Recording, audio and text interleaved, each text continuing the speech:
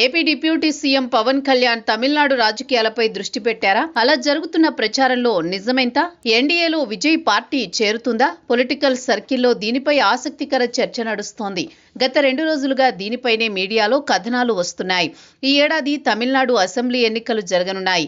అధికార డీఎంకే కూటమి దూకుడు మీద ఉంది. మరోవైపు అన్నా డీఎంకేతో పాటు బీజేపీ గట్టి ప్రయత్నాల్లోనే ఉన్నాయి. ఈ తరుణంలో సినీ నటుడు విజయ్ నేతృత్వంలోని టీవీకే పార్టీ పాత్రపై అనేక రకాల చర్చ నడుస్తోంది. విజయ్ చీల్చిన ఓట్లతో అధికార డీఎంకేకే ప్రయోజనం అన్న కామెంట్స్ వినిపిస్తున్నాయి. ఇది ఒక విధంగా భారతీయ జనతా పార్టీతో పాటు అన్నా డీఎంకేకు కష్టమే. అందుకే కేంద్ర బీజేపీ ఇప్పుడు పవన్ కళ్యాణ్ను రంగంలోకి దించినట్లు ప్రచారం నడుస్తోంది. తమిళనాడులో హిందుత్వ వాదంతో ముందుకెళుతోంది బీజేపీ. అయితే అక్కడ ద్రవిడ సిద్ధాంతాలు బలంగా ఉన్నాయి.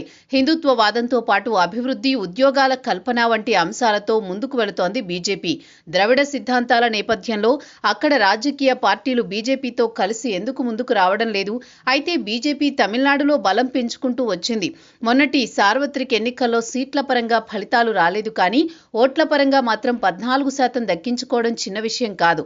అందుకే ఇతర రాజకీయ పార్టీలతో పొత్తు పెట్టుకుంటే ఓట్లతో పాటు సీట్లు పెంచుకోవచ్చు అన్న ఆలోచనకొచ్చింది బీజేపీ. ఆది నుంచి డీఎంకే వర్సెస్ అన్నా డీఎంకే అన్నట్లు పరిస్థితి ఉండేది తమిళనాడులో. చివరకు కాంగ్రెస్ పార్టీ సైతం డీఎంకే భాగస్వామ్య పక్షంగా ఉండిపోయిందే కానీ రాజకీయంగా ఎదగలేకపోయింది. ఇటువంటి పరిస్థితుల్లో తమిళనాడు రాజకీయాల్లో ఎంట్రీ ఇచ్చింది బీజేపీ. క్రమేపీ తన హిందుత్వ వాదంతో బలంగా వెళ్ళింది. అయితే ఇతర రాష్ట్రాల మాదిరిగా మిగతా రాజకీయ పార్టీలు బీజేపీతో కలవవు. పరోక్ష రాజకీయ స్నేహానికే పరిమితం అవుతాయి. అయితే ఈసారి అన్నా డీఎంకేతో పాటు చిన్న చిన్న పార్టీలు బీజేపీతో స్నేహం చేశాయి. కానీ విజయ్ నేతృత్వంలోని టీవీకే పార్టీ సైతం తటస్థంగా ఉంటే ఓట్లు చీలడం ఖాయం. అందుకే విజయ్ పార్టీని ఎన్డీఏలోకి తెచ్చేందుకు బీజేపీ చేయని ప్రయత్నం లేదు.